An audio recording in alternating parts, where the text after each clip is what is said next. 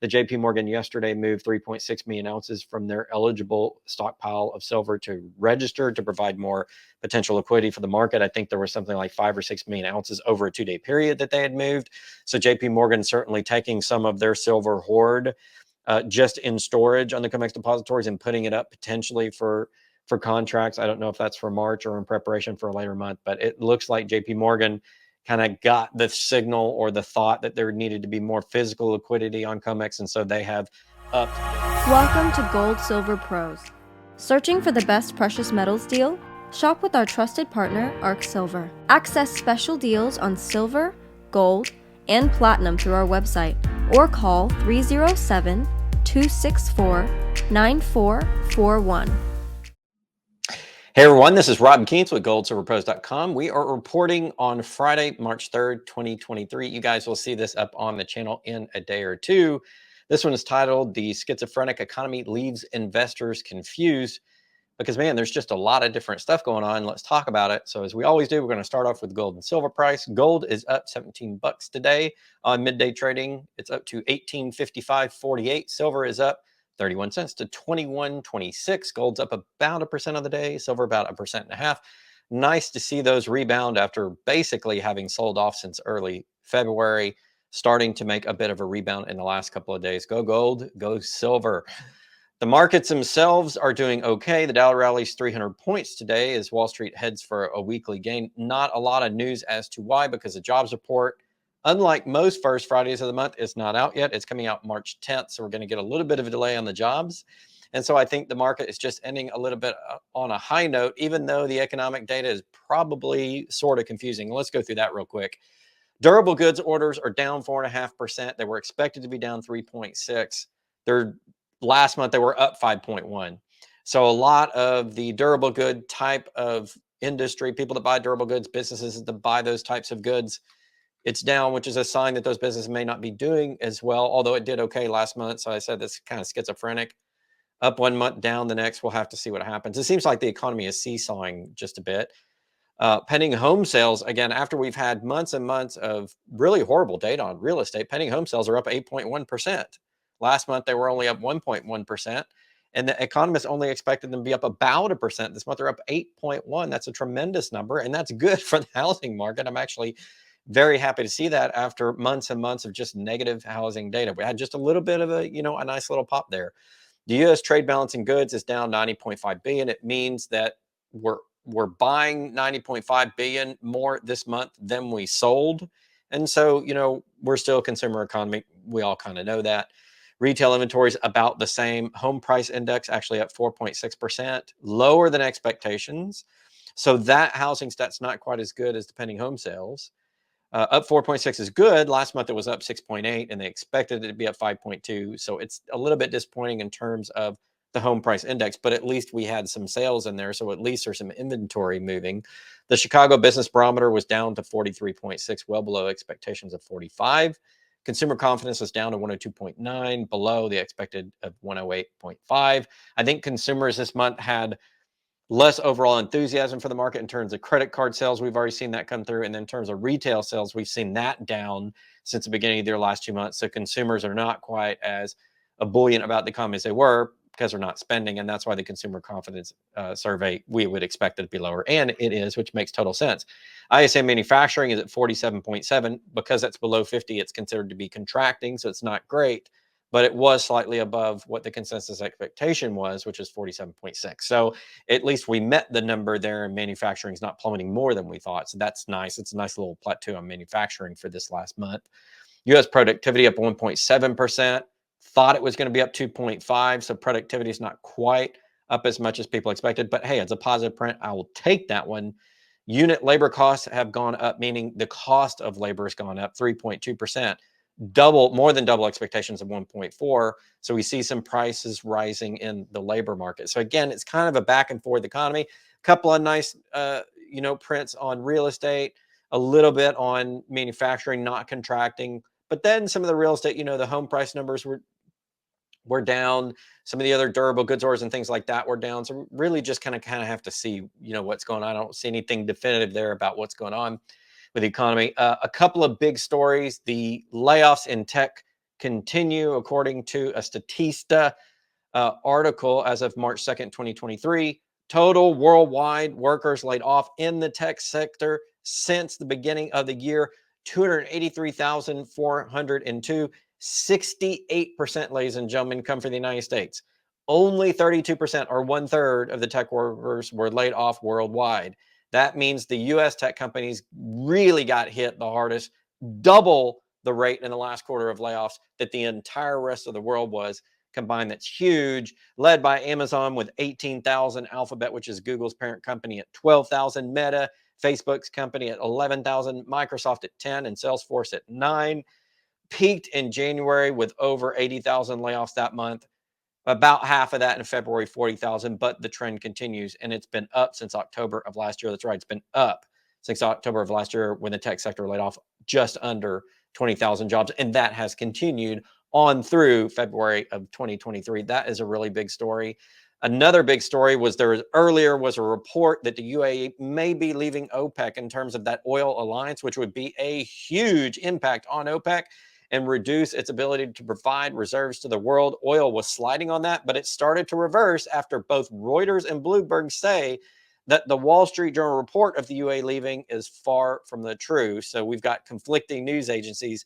Wall Street Journal on intelligence report saying UAE is leaving OPEC. Bloomberg and Reuters say, hold the phone, we're not sure yet.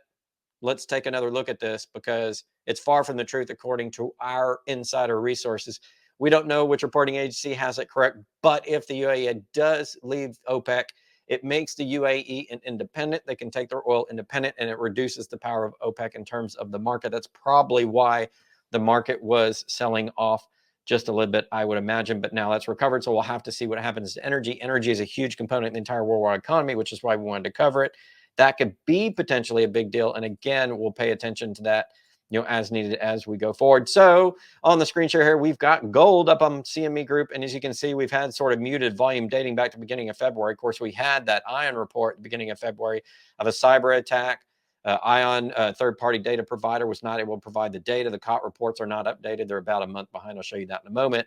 And so for the last month, we've had a lot lower trade on the metals markets, both gold and silver. I haven't looked at the details of like agriculture and energy, but I imagine those trades would be somewhat down also because the CFTC has reported and the CME Group has reported they're manually processing some transactions still. At least that was the last report in the middle of February.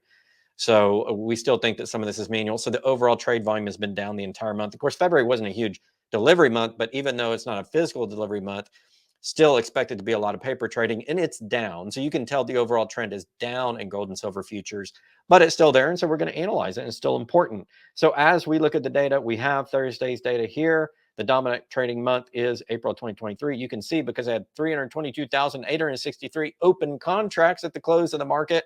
The next big month in order would be 72,877 contracts being traded in June. Almost 17,000 in August, 15,000 in December. December is a big trading and potentially delivery month for both gold and silver at the end of the year. But gold and silver trade different months throughout the year as well in terms of which ones are going to be big trading months, which ones are going to be a little bit more softer trading months. Generally, about 6 months of the year for gold and silver are considered heavier than the others and kind of stand apart from the others. And the one that is in gold is April 2023, as you can see here on the chart. All right, moving over to settlement data. This is where we get the pricing data. I go over 1 or 2 days worth of data on this just to show you how it works. Of course, you can go to the CME Group website and look it up. They'll give you 5 days worth of data. If you sign up for Gold Charts or Us, you can get more data on this service, but that is a paid service. So I'll let you guys decide whether you want to do that. I use it, of course, and bring you that data just to provide it to you on the weekly market wrap up so that you have it if by chance you're not subscribed. In any case, back to CME Group's website, you can see the volume for Friday. We get more up-to-date volume numbers. Their report intraday on the volume numbers. It's not the absolute latest data, but it's sometime on Friday today. So far, we have 135,000 contracts-ish that have settled. It's up $14 on the day, as you can see here. And so the settlement price is about $18.5460. If we look at the gold price, that's about what we see on goldprice.org. So as you can tell, this is basically what determines the spot price for all intents and purposes. Now you could average in some of these contract trades, but really it's the closest near dominant trading month, which really determines spot. Some of these other months can kind of drag on it, but not really. And then if we go back to Thursday's data, we see 140,000 contracts on Thursday's data for gold, trading down about $5 to settle about 1840. That was the last couple of days. We're going to move over to silver, but we're going to look at gold around the world first. And as we look at this famous chart that I've done so many times from Gold Charts R Us and Nick Laird's service, you can see that COMEX is basically the USA gold.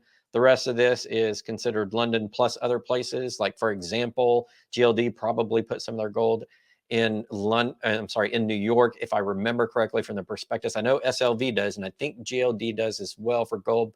I have to go back and look, but some of these other ETFs are not all stored in London either. But this basically, a lot of the metal here is stored in London. The biggest ETFs do in any case, the GLD and the SLV, and so it's a good idea of what's going on in the London market, at least kind of a proxy number, if you will. So in any case, getting on to the COMEX data, we're down. It looks like almost 2 million ounces over the last 4 weeks. And I just gave a 4-week number, and then we look at the daily number. So it's down both. That means gold is flowing off the COMEX, and it's been doing that for quite some time. We've been talking about that. What about in London? We'll use the GLD, and you can see this is the GLD ETF right here, because I clicked on up here GLD. Now, if I clicked on IAU, you get the IAU chart, but we want to do GLD because it's the biggest by volume and by amount. And so since silver squeeze in the beginning of 2021, gold has been coming off of the overall London market, or at least from GLD specifically.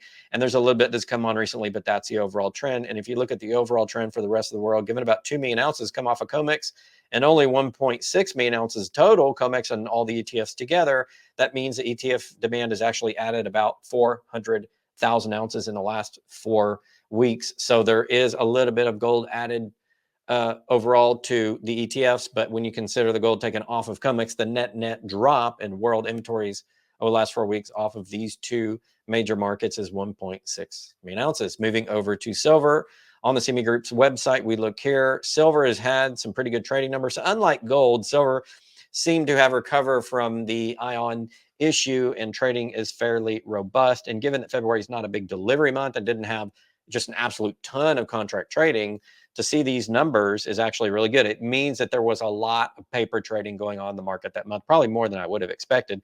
You can see here just by the numbers that May is the dominant month in terms of open interest on the COMEX for silver at the moment. Of course, you saw 1,776 contracts roll off. And so people are either closing those contracts or rolling them to subsequent months, which you can see in the positive numbers. Overall, though, the activity is slightly down for the May month. We had EFP 750 go over to London. We had 362 delivered on the March contract. March does not have a lot of open interest left, so I don't expect the deliveries to just peak. But I think prior to today's numbers on silver, we had something like 2,500 delivered contracts for March so far. Another 800 or so were up for delivery. We've got 362 here. So we added about 2,900 contracts delivered, for silver on the month. It looks like about that number. Of course, in a couple of days, we'll start getting closer to what the total will be as these contracts dwindle, and we'll pay attention to that for you. We go back to Wednesday's data, basically the same thing. May is the dominant month, and actually people were still putting contracts into May, although on yesterday's data, they were rolling off. So overall, May is the healthy contract month for silver. And if we look at the settlement data, this is as of Friday, so this is intraday. Again, some trading data today. The dominant month is May. 48,000 contracts have closed so far today, up an average of 34 cents to 21.23 in the silver market. A nice positive day for silver so far. We'll see what they close at when we come back and look at this again next week. And looking at yesterday's data, this is Thursday's data, so we see right up here on the drop-down box right there. And we see again, trading May, the dominant contract month, although we had nice healthy trade in July and a little bit in September and December as well. So you can see these will be the likely months to get a lot of the silver trade going forward. But since May is dominant, we talk about that one. And on Thursday's data, down 20 cents to 29.01. And if we look at the same inventory data, the physical data around the world, we see that actually a lot of silver has come off of COMEX in the last 4 weeks to the tune of about negative 11.5 or so million ounces. Overall, only 65,000 between the ETFs and the US market. So that means all of this loss from COMEX has basically come on to these ETFs. So I don't know if that means people are taking delivery from COMEX and putting into the ETFs, or if the markets are functioning separately where people just want to get it from COMEX and people, with the ETFs just want to passively invest. It could be two separate trades, but it's interesting to see that the demand of silver off of the American market seems to very closely have matched the demand for silver into the ETFs and the passive investment over the last month, to the tune of there only being a 65,000 ounce difference between the numbers. I find that very interesting. In any case, silver's rolled off since silver squeeze. A little bit of increase here, not much. So we do have some silver in both London and in the US on COMEX and the London OTC market. Not a terrible amount. If there's going to be a physical run of metal on those markets, it would be silver before gold, because I believe there's less overall silver liquidity than gold when compared with how much is demanded every month, how much is delivered every month, and what the stockpiles are, and considering the fact that most silver is used in industrial applications and probably is never going to flow back onto the COMEX because it's out in cell phones and all this stuff, whereas most of the gold is held in jewelry or bar form and could be brought back onto the market. I think it's pretty clear to see that silver would probably run off first before gold, but that doesn't mean there's going to be a huge inventory shortage. We did report, I believe yesterday on Twitter, the JP Morgan yesterday moved 3.6 million ounces from their eligible stockpile of silver to register to provide more potential liquidity for the market. I think there was something like 5 or 6 million ounces over a 2-day period that they had moved. So JP Morgan certainly taking some of their silver hoard just in storage on the COMEX depositories and putting it up potentially for contracts. I don't know if that's for March or in preparation for a later month, but it looks like JP Morgan kind of got the signal or the thought that there needed to be more physical liquidity on COMEX, and so they have upped their physical liquidity from their individual storage facility. So we'll have to see if we expect much higher deliveries in silver going forward, but a little bit of a sign from JP Morgan that they needed more liquidity and added 5-6 million ounces over 2 days to that in case we were going to have that many deliveries on COMEX. And again, I've seen about 2,900 contracts worth of deliveries in silver. So maybe that's some of the demand that's being fulfilled. We'll have to see over the next couple of days how March goes in terms of physical delivery, but it did look pretty frothy early in March, although I don't think at the end of the day, March is going to be a huge delivery month for silver or for gold on the COMEX. I could eat those words later, and it looks okay, but not really strong. So we'll have to see. But there is some delivery, and March is traditionally a pretty good delivery month for silver, at least. So, hey, we've got some healthy numbers there. I don't know if that portends that we're going to have a very strong delivery market for COMEX the rest of the year, because we've kind of had okay numbers so far, but it's not like it's like punching you in the face or anything. So we'll just follow that as we go along. That's going to do it for today, guys. I think I gave you the big stories, the big economic data, did the review of gold and silver, as we do every week here on the channel for the weekly market wrap-up. I've been your host, Rob 𝘀𝙊𝘀, and I run Gold Silver Pros. Until next time, and have a wonderful week. Hey, thanks for watching. We selected these videos just for you. Check them out. And remember, $4.99 a month keeps the lights on and the channel going. So join our Gold Silver Pro supporter membership. We appreciate your support. Keep stacking.